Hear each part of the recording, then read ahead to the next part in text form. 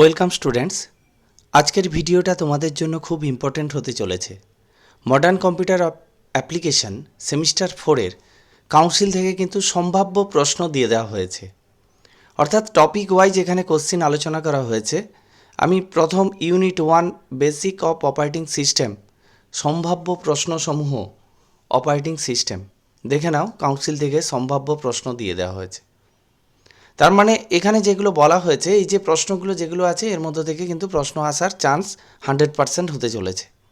তাই প্রশ্নগুলো দেখে নাও কি আছে। প্রথম প্রশ্ন 2 মার্কসের প্রশ্ন দেওয়া হয়েছে গ্রুপ এ থেকে। অপারেটিং সিস্টেম উদাহরণ সহ সংজ্ঞা দাও। অপারেটিং সিস্টেমের প্রধান দুটি কাজ লেখো। অপারেটিং সিস্টেম কিভাবে মেমোরি পরিচালনা করে। প্রক্রিয়া ব্যবস্থাপনায় দুটি কাজ লেখো। প্রক্রিয়া ব্যবস্থাপনা মানে process management.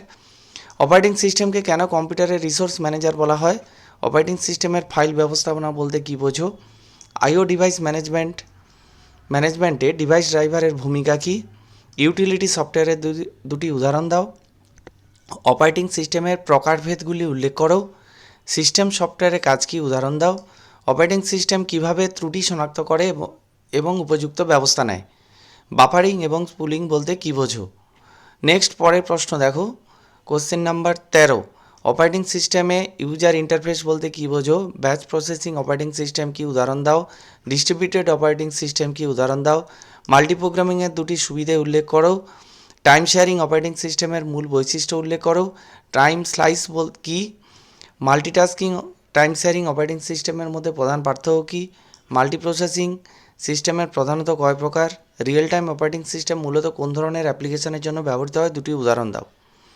Real time operating সিস্টেমের সুবিধা ও অসুবিধা লেখো। নেক্সট প্রশ্ন দেখো, অপারেটিং সিস্টেম কি এর তিনটি উদাহরণ লেখো। তিনটি প্রধান কাজ লেখো। বি, নিম্নলিখিত প্রশ্নগুলোর উত্তর দাও। 3 মার্কস। এই 3 মার্কসের প্রশ্নের মধ্যে কিন্তু অপারেটিং সিস্টেম কি তিনটি প্রধান কাজ লেখো। পরের প্রশ্ন দেখো, অপারেটিং সিস্টেমকে কেন এক্সটেন্ডেড মেশিন বা ভার্চুয়াল মেশিন বলা হয়, ব্যাখ্যা করো। পরের প্রশ্ন, হার্ডওয়্যার এবং ইউজারের মধ্যে অপারেটিং সিস্টেম কিভাবে একটি সেতুবন্ধন হিসাবে কাজ করে, এর দুটি প্রধান উদ্দেশ্য লেখো। পরের প্রশ্ন আছে দেখো, টিকা লেখো। এই টিকা লেখাতে আছে batch processing, multiprogramming, multiprocessing, time sharing, distributed operating system, real time operating system. পরের প্রশ্নতে আছে বৈশিষ্ট্য লেখো। কতগুলো বৈশিষ্ট্য লেখো দেওয়া আছে দেখো। Multiprogramming, multiprocessing, time sharing, distributed, real time. এইগুলোর মধ্যে বৈশিষ্ট্য লেখো, এভাবেও কোশ্চেন আসতে পারে। এবারে আসছি পার্থক্য লেখো। পার্থক্য থাকতে পারে 6 নম্বরের কোশ্চেনটা যেটা দিয়েছে, 6 দাগের প্রশ্ন 3 নম্বরের থাকবে। Batch processing operating system, distributed operating সিস্টেমের মধ্যে পার্থক্য। Multiprocessing operating system, multiprogramming operating সিস্টেমের মধ্যে পার্থক্য।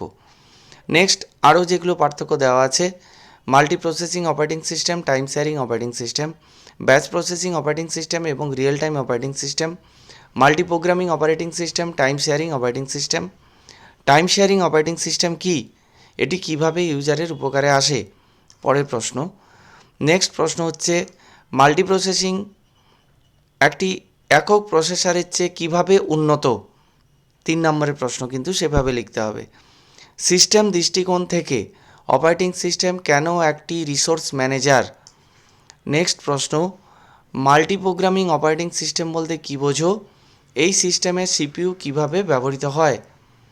পরের প্রশ্ন, কনটেক্সট সুইচিং কি। ঘন ঘন কনটেক্সট সুইচিংয়ের কারণে কম্পিউটারে কাজের গতি কিভাবে প্রভাবিত হতে পারে। এটা তোমাদের এবছরের ইম্পর্টেন্ট প্রশ্ন। নেক্সট, টাইম শেয়ারিং অপারেটিং সিস্টেমের মূল বৈশিষ্ট্যগুলো লেখো। এই পদ্ধতির মাধ্যমে কিভাবে ইন্টারঅ্যাক্টিভ কম্পিউটিং সম্ভব হয়। পরের প্রশ্ন 5 নাম্বার।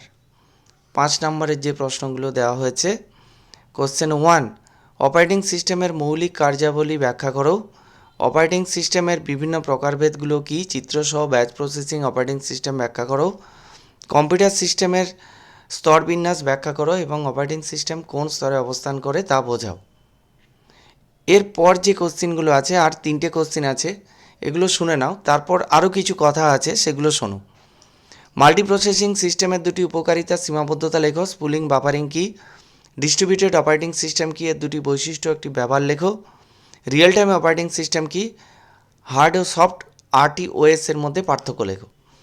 এবার আমার যেটা বলার যে মডেল কম্পিউটার অ্যাপ্লিকেশানে মডেল সেট 1 যেটা কাউন্সিল থেকে দেওয়া ছিল তার অ্যান্সার আমি করে দিয়েছি, আমার এই ভিডিওতে আছে।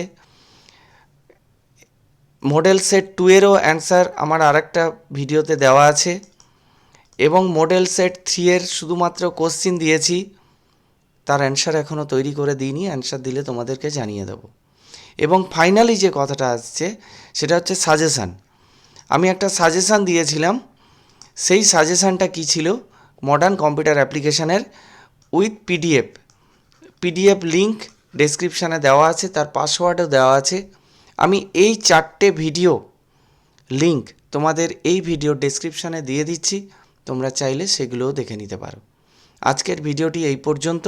ভিডিওটা ভালো লেগে থাকলে অবশ্যই লাইক করো, কমেন্ট বক্সে কমেন্ট করে জানাও কেমন লেগেছে, এবং তোমাদের কোনো মতামত থাকলে অবশ্যই জানাবে। আমার চ্যানেলে নতুন হয়ে থাকলে study computer science with Manas sir এই চ্যানেলটিকে সাবস্ক্রাইব করো। Thank you.